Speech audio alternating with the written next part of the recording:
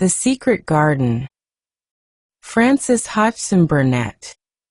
Previously on The Secret Garden, Mary Lennox had found a key buried beneath the earth. Now, following the robin's song and the breath of the wind, she discovers what that key unlocks. A door lost beneath the ivy, and beyond it, a garden forgotten by time. The strangest house anyone ever lived in. It was the sweetest, most mysterious-looking place anyone could imagine. The high walls which shut it in were covered with the leafless stems of climbing roses which were so thick that they were matted together. Mary Lennox knew they were roses because she had seen a great many roses in India. All the ground was covered with grass of a wintry brown, and out of it grew clumps of bushes which were surely rose bushes. If they were alive, there were numbers of standard roses which had so spread their branches that they were like little trees. There were other trees in the garden, and one of the things which made the place look strangest and loveliest was that climbing roses had run all over them, and swung down long tendrils which made light swaying curtains, and here and there they had caught at each other or at a far-reaching branch and had crept from one tree to another and made lovely bridges of themselves. There were neither leaves nor roses on them now, and Mary did not know whether they were dead or alive, but their thin gray or brown branches and sprays looked like a sort of hazy mantle spreading over everything, walls and trees and even brown grass where they had fallen from their fastenings and run along the ground. It was this hazy tangle from tree to tree which made it all look so mysterious. Mary had thought it must be different from other gardens which had not been left all by themselves so long. And indeed it was different from any other place she had ever seen in her life. "How still it is," she whispered. "How still." Then she waited a moment and listened at the stillness. The robin, who had flown to his treetop, was still as all the rest. He did not even flutter his wings. He sat without stirring and looked at Mary. "No wonder it is still," she whispered again. "I am the first person who has spoken in here for 10 years. She moved away from the door, stepping as softly as if she were afraid of awakening someone.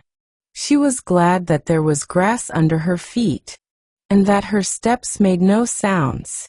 She walked under one of the fairy-like gray arches between the trees and looked up at the sprays and tendrils which formed them. "I wonder if they are all quite dead," she said. "Is it all a quite dead garden? I wish it wasn't." If she had been Ben Weatherstaff, she could have told whether the wood was alive by looking at it, but she could only see that there were only gray or brown sprays and branches, and none showed any signs of even a tiny leaf pool anywhere. But she was inside the wonderful garden, and she could come through the door under the ivy any time, and she felt as if she had found a world all her own. The sun was shining inside the 4 walls and the high arch of blue sky over this particular piece of Misselthwaite seemed even more brilliant and soft than it was over the moor. The robin flew down from his treetop and hopped about or flew after her from one bush to another. He chirped a good deal and had a very busy air, as if he were showing her things. Everything was strange and silent, and she seemed to be hundreds of miles away from anyone, but somehow she did not feel lonely at all. All that troubled her was her wish that she knew whether all the roses were dead, or if perhaps some of them had lived and might put out leaves and buds as the weather got warmer. She did not want it to be a quite dead garden. If it were a quite alive garden, how wonderful it would be, and what thousands of roses would grow on every side. Her skipping rope had hung over her arm when she came in, and after she had walked about for a while, she thought she would skip round the whole garden, stopping when she wanted to look at things.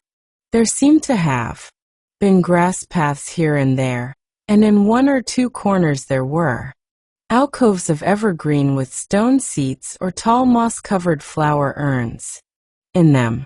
As she came near the second of these alcoves, she stopped skipping.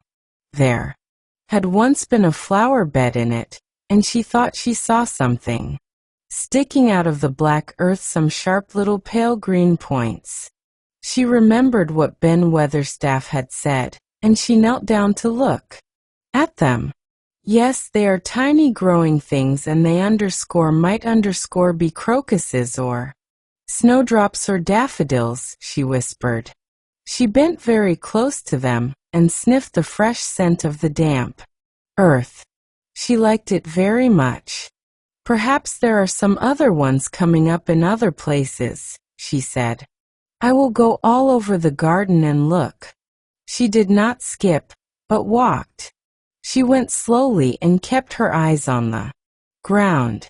She looked in the old border beds and among the grass, and after she had gone round, trying to miss nothing, she had found ever so many more sharp, pale green points, and she had become quite excited again.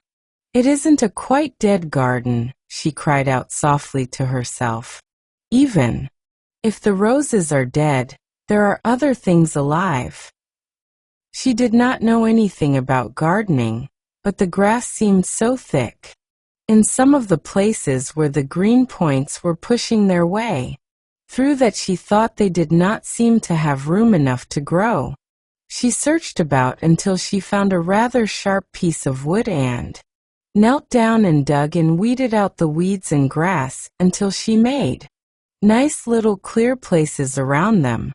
Now they look as if they could breathe, she said after she had finished with the first ones. I am going to do ever so many more. I'll do all I can see. If I haven't time today, I can come tomorrow. She went from place to place and dug and weeded and enjoyed herself so immensely that she was led on from bed to bed and into the grass under the trees. The exercise made her so warm that she first threw her coat off and then her hat, and without knowing it she was smiling down onto the grass and the pale green points all the time. The robin was tremendously busy. He was very much pleased to see gardening begun on his own estate. He had often wondered at Ben Weatherstaff, where gardening is done, all sorts of delightful things to eat are turned up with the soil. Now here was this new kind of creature, who was not half Ben's size and yet had had the sense to come into his garden and begin at once. Mistress Mary worked in her garden until it was time to go to her midday dinner. In fact, she was rather late in remembering, and when she put on her coat and hat and picked up her skipping rope, she could not believe that she had been working 2 or 3 hours. She had been actually happy all the time, and dozens of the tiny pale green points were to be seen in cleared places, looking twice as cheerful as they had looked before when the grass and weeds had been smothering them. I shall come back this afternoon, she said, looking all round at her new kingdom, and speaking to the trees and the rose bushes as if they heard her. Then she ran lightly across the grass, pushed open the slow old door and slipped through it under the ivy. She had such red cheeks and such bright eyes, and ate such a dinner that Martha was delighted. 2 pieces o' meat and 2 helps o' rice puddin', she said. Mother will be pleased when I tell her what Teach Skippin' Rope's done for thee. In the course of her digging with her pointed stick, Mistress Mary had found herself digging up a sort of white root rather like an onion. She had put it back in its place and patted the earth carefully down on it. And just now she wondered if Martha could tell her what it was. "Martha," she said, "what are those white roots that look like onions?" "They're bulbs," answered Martha. "Lots o' spring flowers grow from 'em. Teach very little ones are snowdrops and crocuses, and tit big ones are narcissuses and jonquils and daffodils. Teach biggest of all is lilies and purple flags.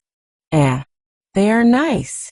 Dickon's got a whole lot of 'em planted in our bit o' garden." "Does Dickon know all about them?" asked Mary, a new idea taking possession of her. "Our Dickon can make a flower grow out of a brick walk. Mother says he just whispers things out o' th ground." "Do bulbs live a long time? Would they live years and years if no one helped them?" inquired Mary anxiously. "They're things as helps themselves," said Martha. "That's why poor folk can afford to have 'em. If you don't trouble 'em, most of 'em'll work away underground for a lifetime and spread out and have little use. There's a place in Teach Park Woods here where there's snowdrops by thousands. They're the prettiest sight in Yorkshire when Teach spring comes. No one knows when they was first planted." "I wish the spring was here now," said Mary. "I want to see all the things that grow in England." She had finished her dinner and gone to her favorite seat on the hearthrug. I wish I had a little spade," she said. "Whatever does the want a spade for?" asked Martha, laughing. "Art thou goin' to take to diggin'? I must tell Mother that, too." Mary looked at the fire and pondered a little. She must be careful if she meant to keep her secret kingdom. She wasn't doing any harm, but if Mr. Craven found out about the open door, he would be fearfully angry and get a new key and lock it up forevermore. She really could not bear that.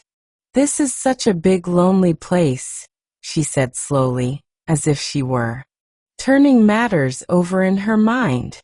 "The house is lonely, and the park is lonely, and the gardens are lonely. So many places seem shut up. I never did many things in India, but there were more people to look at, natives and soldiers marching by, and sometimes bands playing, and my ayah told me stories. There is no one to talk to here except you and Ben Weatherstaff, and you have to do your work, and Ben Weatherstaff won't speak to me often. I thought if I had a little spade I could dig somewhere as he does, and I might make a little garden if he would give me some seeds. Remember, being you is already wonderful. Good night."